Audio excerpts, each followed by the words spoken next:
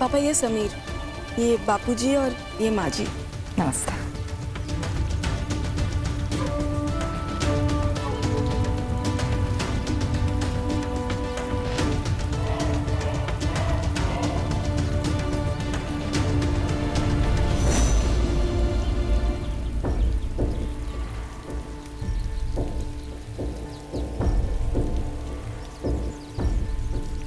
आइए अंदर से, आइए जी। पापा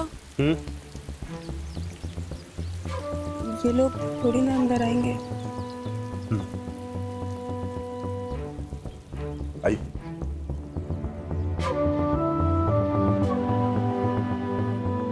तो तुम समीर हो, काम क्या करते हो? पापा मैंने आपको सब कुछ बताया तो था। अगर ये भी बता देगा तो कुछ प्रॉब्लम है तुम्हें? जी मैं फैशन फोटोग्राफर हूँ। ये तो इसने भी बताया था। करते क्या हो? मैं फैशन शोज की फोटोग्राफी, मॉडल्स के पोर्टफोलियोज, मैगजीन्स के असाइनमेंट्स, काफी कुछ। फोटो ही खींचते हो ना?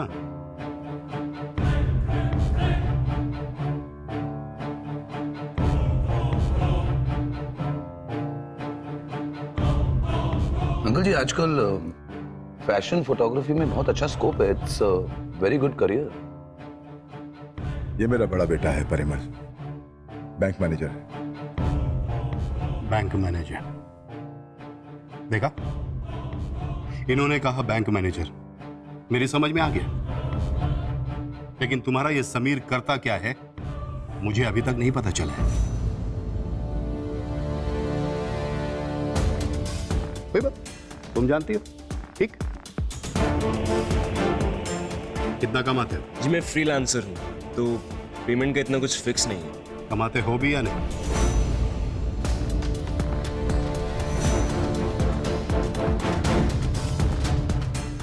पापा वो जितना भी कमाता है मेरे लिए काफी है। वैसे भी मुझे कोई फर्क नहीं पड़ता तुम कितना कमाते हो या नहीं कमाते हो। मेरे पास भगवान का दिया सब कुछ। वो मेरी बेटी पूजा का तो है। अगर तुम इसे नहीं पाल सकते तो ये तुम्हें पाल लेगी।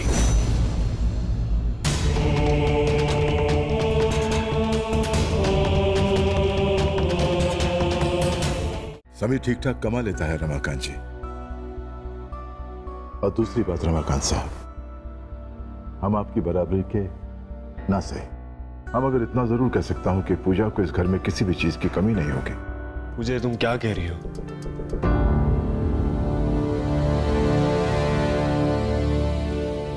देखिए रमाकांत भाई, हम सबको पता है कि इन बच्चों से गलती तो हुई है,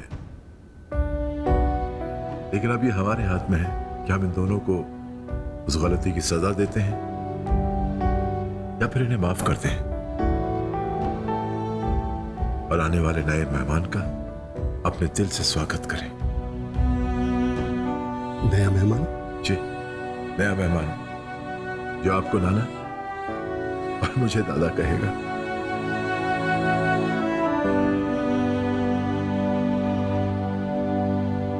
मुझे बेटा, मेरा सुख दुख तो सब तुझसे ही है ना बेटा। और अब मुझे पता चल गया है कि तेरी खुशी किस में है।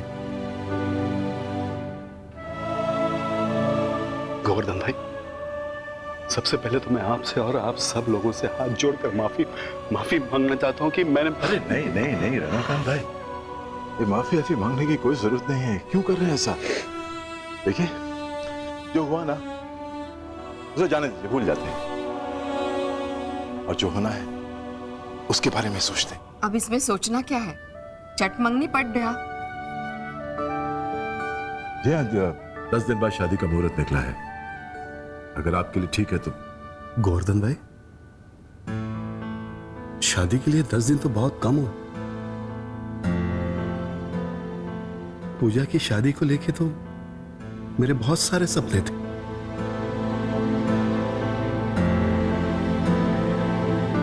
शादी 10 दिन के बाद ही होगी, लेकिन उससे पहले 2 दिन पहले एंगेजमेंट भी होगी।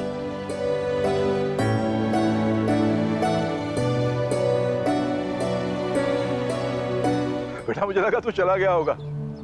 अच्छा हो तो मिल गया। बेटा मैं तेरा शुक्रिया अदा करना चाह रहा था, थैंक्स कहना चाह रहा था तुझे। रमाकांत भाई के सामने तुम सब जिस तरह से मेरे साथ खड़े हो गए थे, थैंक यू वेरी मच। आखिर तूने एक कदम तो बढ़ाया मेरी तरफ। नहीं बापूजी, मैंने आपकी तरफ कोई कदम नहीं बढ़ाया। मैंने जो कहा अपनी जगह पर खड़े रहकर कहा। अगर आप तक कुछ पहुंचा है तो सिर्फ मेरी आवाज। बेटा तेरी आवाज से तो सबसे पहले रिश्ता जुड़ा था मेरा, उसी की वजह से तो तेरी पहली पहचान हुई थी मुझसे।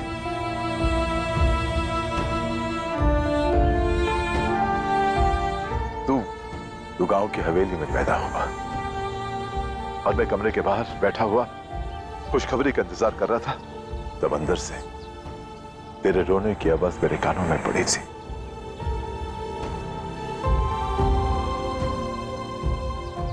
और उस वक्त वो आवाज मेरे लिए दुनिया की सबसे कीमती आवाज, सबसे कीमती चीज थी। और आज भी वो बिल्कुल वैसे मेरी यादों में जमा है। तो बेटा अपनी आवाज को कभी कम मत समझना। वाह बापूजी वाह, सब कुछ याद है आपको, सब कुछ। और जो चीजें याद रहनी चाहिए वो आपको याद नहीं है। क्या भैया आप भी ना आज के इस हंसी खुशी के दिन पुरानी बातों को लेकर बैठ गए। पुरानी बातें निरंजन तू ये जो थोड़ी देर पहले मुझे सपनों को लेकर ताने मार रहा था, वो क्या तुझे लगता मुझे समझ में नहीं आया? कौन से सपने? ये किस सालों की बात हो रही है? अरे बापूजी वही जो मैं नया काम शुरू करने जा रहा हूँ ना, बस उसी के बारे में भैया को बता रहा था कि बस कर नहीं, बन गया तू, बन गया बापूजी का आइडियल बेटा। अरे आइडियल बेटा क्या, आइडियल चमचा। तू ये सब सुन सकता है, मैं नहीं, क्योंकि तू इनके यहाँ रहता है और उनके टुकड़ों पर पलता है, मुझे नहीं। परिमल अपना गुस्सा इस बेचारे पे क्यों उतार रहा है? अच्छा तो फिर मैं क्या करूं बापूजी, क्या करूं? मैं आप पर गुस्सा करूं? क्या फर्क पड़ेगा उससे? कुछ नहीं। बापूजी सॉरी तो आप मुझे एक बार भी कह नहीं सकते, कम से कम एक बार मेरे लिए सॉरी फील करके तो देखिए। और बस हो गया ये सब नाटक। मुझे रोज यहां पर बुलाकर ये प्यार का ढोंग मुझसे अभी नहीं सहा जाता है। I've had enough।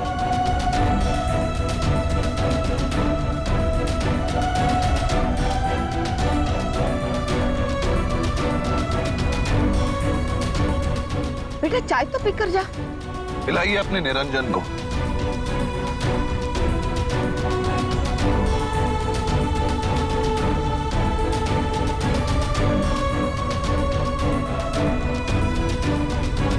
अब इसे क्या हुआ? गायत्री, हाँ गायत्री उठो, चलो हम अभी इसी वक्त घर जाएंगे। चलो। ऐसे कैसे जा रहे हैं? अभी तो हम मेन्यू डिसाइड कर रहे हैं, उसके बाद कितना सारा काम। कुछ करने की जरूरत नहीं है और हम यहाँ पर किसी पार्टी के लिए नहीं आने वाले। कल बैंड्रा में देखा था मैंने आपको एक छोटे से रेस्टोरेंट में जो बिल्कुल भी पॉपुलर नहीं है, एक लड़की के साथ बैठे हुए थे आप। और आपकी ये जो सुरेश नाम की चिड़िया है ना, वो दूर दूर तक वहाँ मौजूद नहीं थी। अरे वो तो सुरेश का एक फोन आ गया था, क्योंकि वहाँ नेटवर्क का प्रॉब्लम है ना, इसलिए वो बाहर बात करने गया था, तभी तूने हम दोनों को देख लिया होगा। समझ में नहीं आ रहा कि आप झूठ बोल रहे हो या सच। अगर आप झूठ बोल रहे हो ना, तो आपका ये छोटा भाई खड़े खड़े तमाशा नहीं देखेगा।